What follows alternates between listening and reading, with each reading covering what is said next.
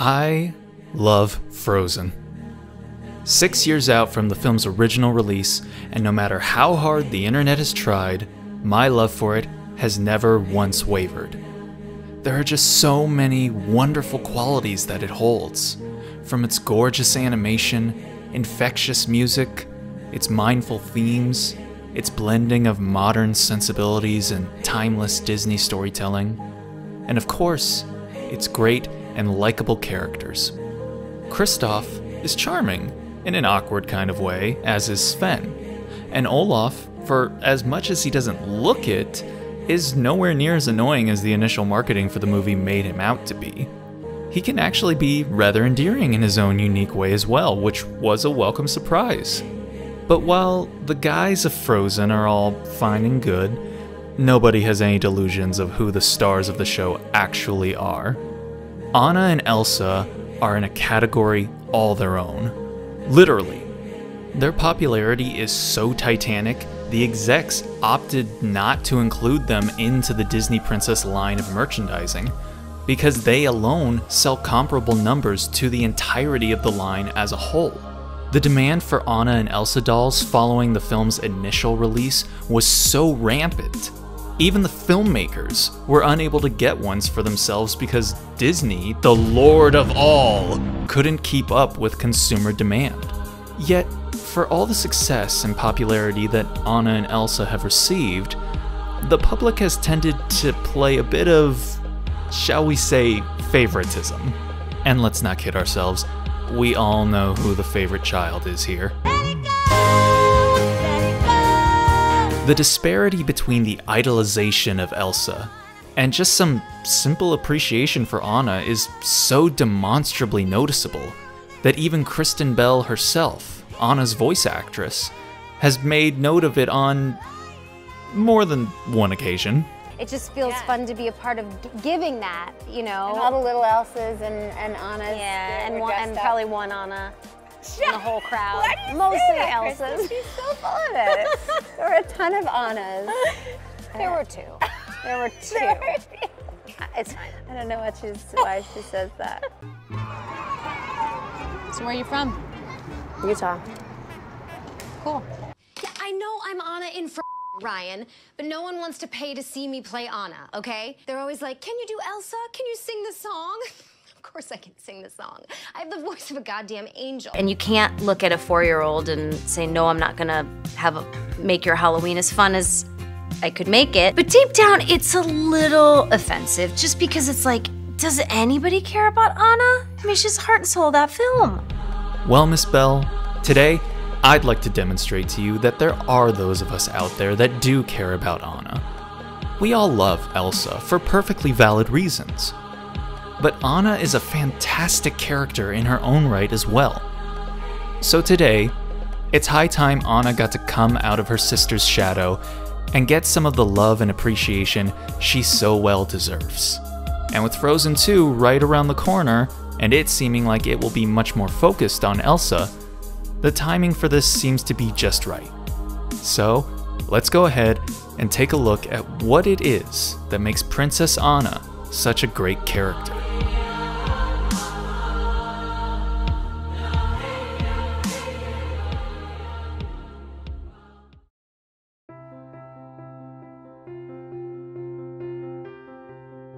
If we're going to be talking about Anna, I guess a good place to start would be with defining who she is exactly.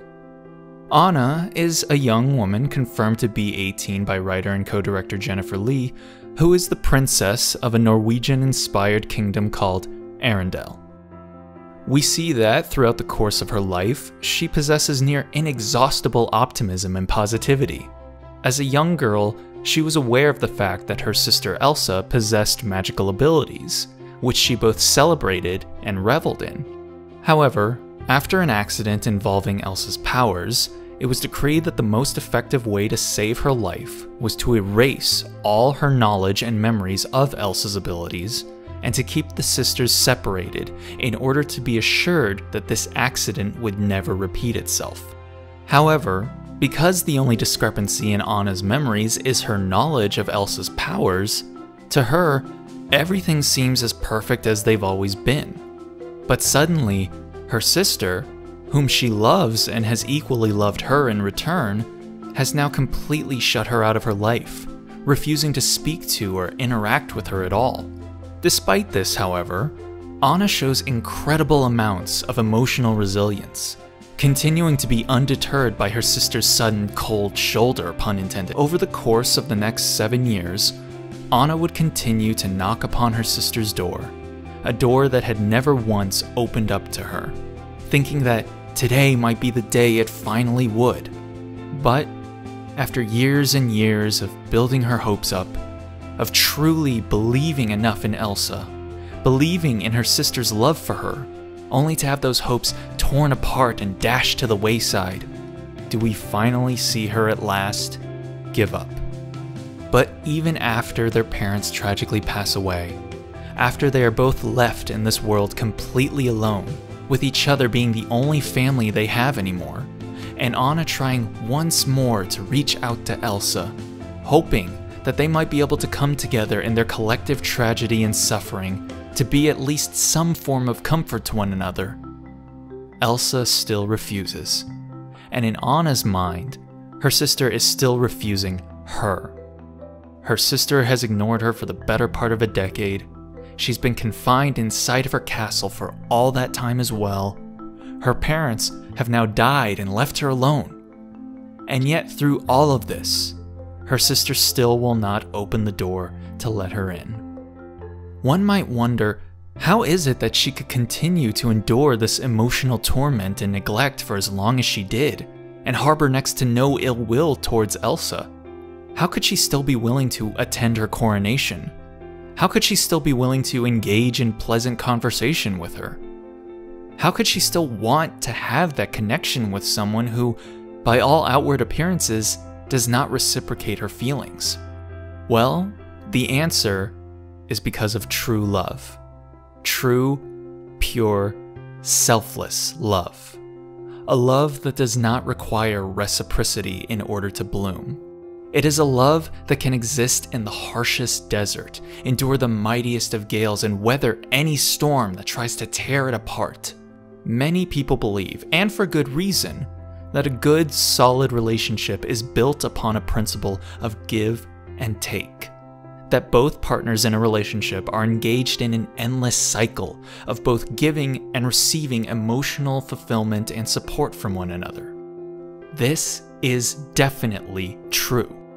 But a relationship isn't what we are talking about here. We are talking about love.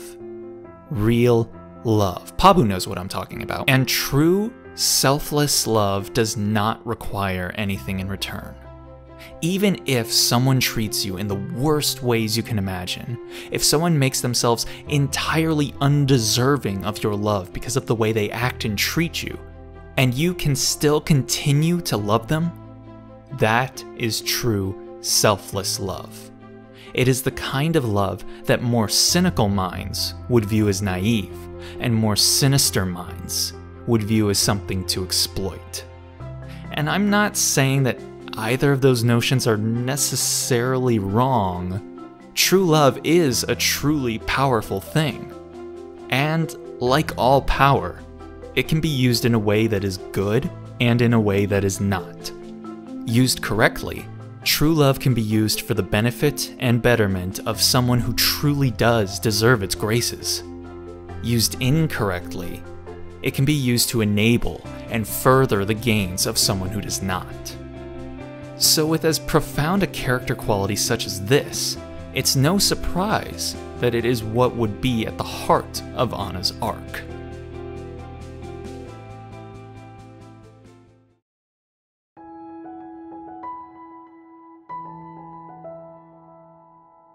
Anna is relatively unique among Disney protagonists, and especially unique among her princess counterparts. You may have been conditioned, if you've spent any time on the internet over the past 6 years, to believe that Anna is basically just a clone of Rapunzel, because of the similarly bubbly and optimistic nature of their personalities. And apparently a physical resemblance, which, I mean, I don't know, I've never seen it. But there is a very key difference, not just between Anna and Rapunzel, but many of the Disney princesses. And that is the arc that she goes through over the course of Frozen. Anna is a protagonist that undergoes what is known as a positive arc. Again, very rare for a Disney princess, as they tend to go through what are known as flat arcs. A positive character arc is defined by a character believing something at the beginning of the story that the narrative will then demonstrate is not true. It is a lie they believe in, that they tell themselves. But over the course of the events of the story, the character comes to see the flaws in the lie. They come to see that what they had initially believed in, a lot of times with great conviction, is in fact a lie. And now, the events of their journey had revealed to them the truth, and they are able to walk away from the events of the story a richer and fuller person. In contrast, a flat character arc is defined by the character already knowing the truth at the onset of the story. Their conviction and belief in the truth may waver over the course of the story, but ultimately the character ends their journey with their worldview having been tested and proven to be correct. These types of stories are the ones where the world has to learn a lesson from the character, rather than the other way around. Usually, a character knowing the truth at the beginning of the story makes them more sympathetic to the audience, because the truth that they know is usually a truth that the audience knows as well. We can connect to the character better in this regard, because every time the character is attacked for their belief in the truth, we can internalize it as an attack against not just the character, but us as well. It's what makes you shake your head in disapproval while watching a movie and seeing some jerk act cruelly to the character in question, tearing them down or belittling them for believing in something as ridiculous as the truth that we already know to be correct. There's no reason that someone can't be a police officer because of who they are born as. There's nothing wrong with acting in a way that diverges from gender norms. You should be allowed to pursue your passions and interests as long as they make you happy. There's nothing wrong with being a woman, getting ideas, and thinking. As you can see, Disney protagonists, the princesses more often than not, are usually imbued with the truth hardwired into them, so as to make their stories have an underdog element to them. And who doesn't love rooting for the underdog? And that is exactly what makes Anna such a unique breath of fresh air within the Disney pantheon of princesses and protagonists. She is one that actually has to learn something from the world and characters around her, who actually must grow and become better throughout the course of her journey. At the beginning of the movie, Anna believes she understands what love truly is, and is under the misguided impression that so long as you do something for the sake of what you believe to be true love, you can and should be permitted to do anything you desire. Her notion is that true love is some kind of wholly pure and altruistic force, one that if you are acting in its name, you can't be doing anything wrong. Her idea, her definition of what true love is and what it allows of you is flawed. It's naive, idealistic, and sometimes, as the film will later go on to illustrate, dangerous. Anna is also a little bit self-centered at the beginning of the plot proper, which you can expect and even find to be a bit justified given her life up until that point. She hijacks what should be Elsa's big day, acts belligerent, makes a scene in front of her sister's guests, and ends up making the whole ordeal about herself, which ultimately ends up in the culmination of Elsa's worst fears being realized. While what she has said and done may be understandable, even sympathetic to a degree, it does not excuse what she's done. And luckily, neither the film nor she tries to make any excuses about it. Anna immediately takes responsibility for her actions, owns up to her mistake, and just as quickly sets out to work to make right the wrong that she has caused. Though her actions are reprehensible to a degree, the fact that she immediately takes responsibility and does something to try and make up for it is an extremely admirable quality. People who do bad things or make mistakes deserve to have them and their actions be judged and reprimanded. but that should not put them beyond the reach of redemption. Over the course of the film, Anna continues to operate under the delusion that the hours-long relationship she has shared with Prince Hans of the Southern Isles is in fact real, true love. She gets into a rather lengthy back and forth with Kristoff over the issue, and when the notion of needing an act of true love, a kiss as suggested, comes up, it is agreed that Hans is the one Anna needs. Could the kiss between Anna and Hans have worked if they actually attempted it, considering that Anna truly believed that she was truly in love with him? In my opinion, no. Hans clearly does not care for Anna at all. And as we all know, the lie that Anna believes at the beginning of the movie is that she understands what true love is, that she knows what it looks like and how to recognize it. Given that, we can extrapolate that even if Anna is smitten with Hans, she is not in fact in love with him. The reason this twist works is because we, as a Disney watching audience, have been conditioned to understand that a romance that is less than 3 days old constitutes as true love within the realm of Disney movies. We may not believe it ourselves, but it is something we have come to accept over the course of our Disney watching lives. It is a lie that we have told ourselves, that we have come to believe. But Frozen insists that that is not the case, and over the course of its runtime, it goes to great lengths to demonstrate both to its protagonist and to its audience that the Disney love we have come to know is not in fact true love. And the love that ultimately saves the day in the end, it doesn't even end up being the true love that we had been imagining outside of the scope of Disney movies. A romantic, heterosexual love is what we have come to associate with the term true love in popular media. So much so that the simple familial love between two characters of the same gender doesn't even cross our minds while watching the events of the movie play out. This is such an automatic assumption in our minds that it's as natural as breathing. We don't even do it consciously, it just happens. So much so that even right up until Anna began to thaw, I was wondering to myself, as the theater went silent and Elsa wept for her sister. Anna? So, how is this gonna work out? She didn't kiss the boy. And now she's frozen.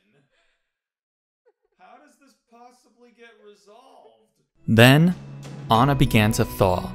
The strings began to hum, and within the blink of an eye, my preconditioned brain immediately put all the pieces together. The true love that I believed in, the true love that Disney had taught me, and the true love that Anna believed in was not the only kind of love that could exist.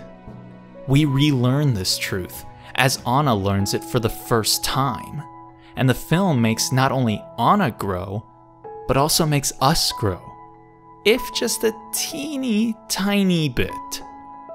Anna then punches out the phony embodiment of true love, accepts the real, genuine love of her sister that has been what she has been truly craving all along, and begins a new, genuine romantic love, one that does not culminate in a wedding that same weekend, but with the beginning of an actual relationship, becoming a more experienced and richer person.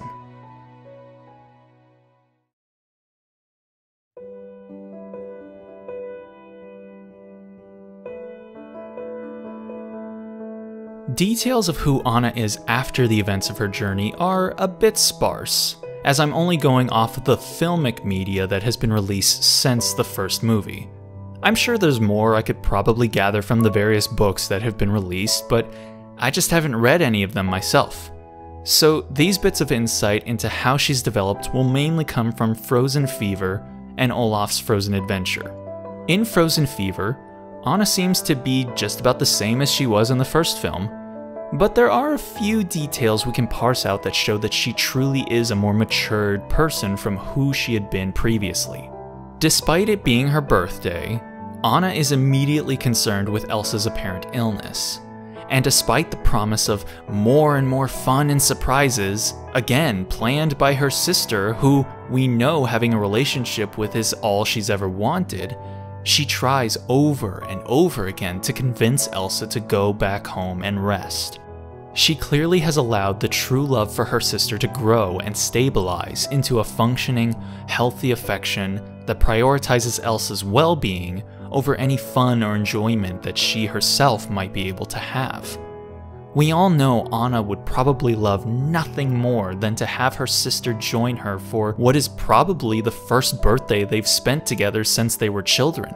Yet, in spite of that, she is more concerned over Elsa being able to get better, even if it means she wouldn't get to see her for the rest of the day. This demonstrates the continued development of that true love of hers I discussed earlier, and also the emotional resilience she has displayed since childhood. And at the end of the day, after all the presents, after all the excitement, after all the freaking delicious looking cake, she ends her birthday feeding her sick sister soup, saying that that experience is the best possible present she could have received. Olaf's Frozen adventure really just continues to demonstrate Anna's resiliency by showing her, after Elsa, in a fit of guilt and shame, slams the door in her face once again. She is able to distract herself from allowing her sadness to consume her by searching out their attic for what could be considered a holiday tradition of theirs. This shows that Anna continues to be proactive in the face of adversity.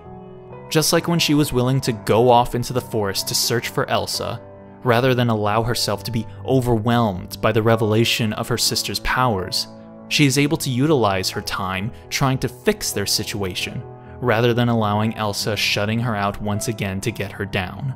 Of course, we see her giving Elsa Christmas gifts and cards each year while they were still apart, even seemingly after their parents had passed if Elsa's appearance is anything to go by. But that's more a supplementation of what we already knew about her. So until Frozen 2 gets here, this is about all there really is to discuss when it comes to how the events of her journey in the first movie have helped make Anna better than she used to be. She's marginally more selfless, and has been successful in redeveloping her relationship with her sister, and remains optimistic and proactive in the face of odds that could potentially emotionally cripple a lesser person. All in all, she's been able to develop into the best possible Anna that she can probably be.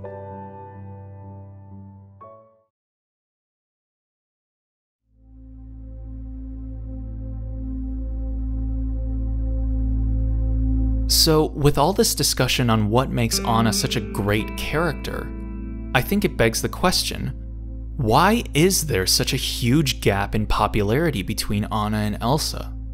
Is it really just because Elsa's like way hotter, let's be honest. Maybe? But I actually prefer to think that there is a much better, much more understandable reasoning for it. And in order to understand it, I think we need to discuss just what exactly Disney films have come to mean to people. Disney, over the course of the last 30 or so years, has cultivated a very loyal following of one specific type of person: the outcast. The people who have been or have felt marginalized. The people who feel that they are different from most of their peers. The artists, the actors, the writers, the musicians, the singers, the disenfranchised, the neglected, the downtrodden, the ones who have felt that their voices were less important than others, the introverts, the LGBT community, the racial minorities, the geeks.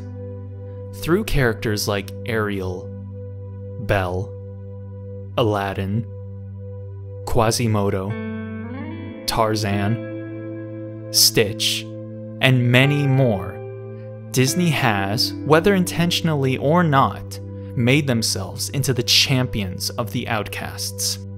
People who feel, because of the media around them, or because of the way people treat or talk about them, that they are less, they are different, that there is something fundamentally inside of them that people will not accept. These films, these characters, have given the outcasts an outlet, a conduit through which they feel like they are not alone. They can watch Mulan struggle with her society calling her a disgrace. They can watch Hercules be called a freak. They can watch Quasimodo be treated worse than an animal and find empathy and compassion for them. They see their hurt, their isolation, their yearning for acceptance within these characters. And so they come to see allies within them as well. And by extension, an ally in Disney as a whole. And so, into all of this comes Elsa, a girl who is forced into isolation because of something beyond her control, forced to shut herself away from the world, lest the world attempt to bring harm upon her, forced to conceal who she is, just to be able to exist within society. For many people, myself included, we can empathize, whether it's through sexuality, hobbies, mental illness, or even just plain social awkwardness. So many within the audience that Disney has cultivated for itself across the past 3 decades came to once again see themselves within another Disney character. But just like Anna, there's a key distinction between Elsa and characters that have come before her that make her rather special. Unlike, say, Beast, Aladdin, or Quasimodo, whose differences are either accepted by society or made null and void by the end of the movie, we actually see Elsa accept her differences herself. There's a reason Let It Go is one of the most powerful and memorable moments in the film. You can think of it as a coming out anthem, as accepting your mental illness in order to better live with it, or just as a way to finally be rid of the past that has shackled you for so long. But regardless of how you think about it, it is a song that is about you accepting who you are, not needing the acceptance or permissions of anyone else but yourself. For many people, just being able to live with themselves is hard enough. Being able to see value and worth within yourself, even if others are able to, is hard enough. Self-acceptance, self-actualization are things legions of people struggle with every single day. And it's something that many of them wonder if they'll ever find. But regardless of whether or not they can, for at least 3 minutes and 44 seconds, they can witness a young woman that they see so much of themselves in do it for them. And by the end of the movie, find the external validation and acceptance that can finally make her whole. By contrast, Anna, for as great of a character as she is, I feel is just not approachable enough for many Disney outcasts. Emotional resilience, optimism, being extroverted, being impulsive, these qualities, while great in and of themselves, I don't think are ones that a large percentage of Disney fans can really relate to. This is of course speculation on my part, but I feel it is what can most comprehensively explain the huge chasm between the popularity and visibility of Elsa when compared to Anna. I kind of think of Anna and Elsa as being like DC and Marvel comic characters respectively. DC heroes are characters like Wonder Woman, The Flash, Green Lantern, and of course Superman. These are characters that embody qualities and abilities that we wish we could have, that we can aspire toward, that we look up to.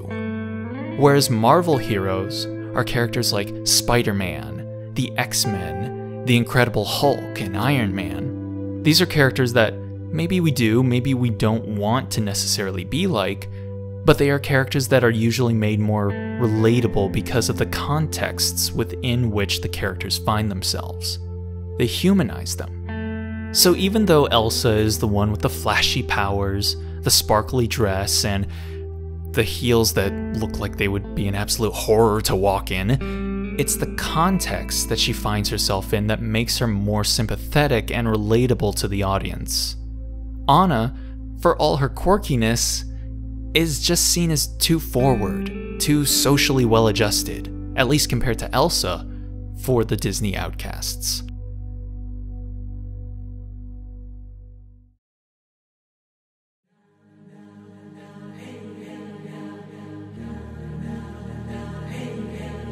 Despite all the legitimate reasoning there might be to love Elsa, I do still think it is a remarkable shame that Anna, the actual protagonist of the highest grossing animated film of all time, has sort of been brushed away to the wayside.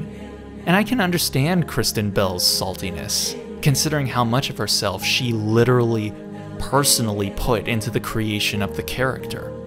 Voicing a Disney heroine has been a dream of mine for a very long time, and I went into it with the single goal of making her different than any of the heroines I saw growing up, who I loved, but I couldn't relate to as much as I wanted, because I didn't have that posture, and I didn't hold my hands just so, and put my foot in my mouth a lot. I talked too fast, too much to myself, and I wanted to create a character that little kids who felt kind of weirder than most could relate to. There are definitely optimistic and extroverted children out there that I have no doubt relate to Anna very much.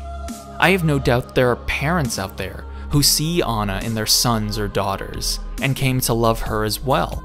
I think Anna and Elsa are both fantastic and wonderful characters on their own, definitely deserving of all the love and praise they've received over the years. But, in my opinion, they are both best.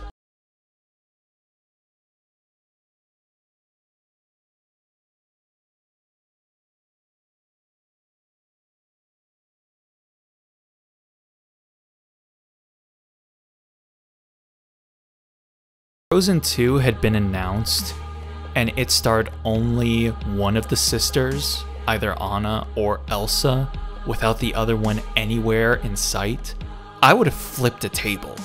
Because as great as they are individually, they truly are a dynamic duo. Having them separate was the entire conflict of the first film. To suddenly have one without the other would be an actual betrayal of what Frozen had tried to teach. I love and see many different facets of myself in both of these characters, and having them apart would feel like having two distinct halves of yourself being separate at all times. It just wouldn't feel right. So I feel that for audiences to get the best out of what has become the Frozen franchise, it's not a matter of Anna or Elsa, but a matter of Anna and Elsa. There's so many things to admire and appreciate about both of them. From Anna's determination and optimism, to Elsa's powers and level-headedness, from Anna's selfless true love, to Elsa's self-actualization. These two characters are pillars of what people feel within themselves, and what they feel they can one day be. They are mirrors into which people can see either themselves or someone close to them. We all can be Annas to someone else's Elsa, and we all need someone to be the Anna to our Elsa, and vice versa. So it should never be about which you prefer, or which one is better, or who is more popular, or who sells more toys. What it should always be about is appreciating both for who they are and how much stronger they make each other. What I hope this video may have done is bring the appreciation for both sisters into equilibrium. To have them both be the equals that they are.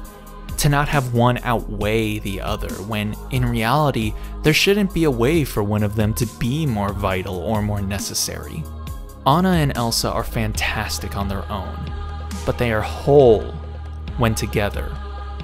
Their differences complement and fill in the holes that the other has.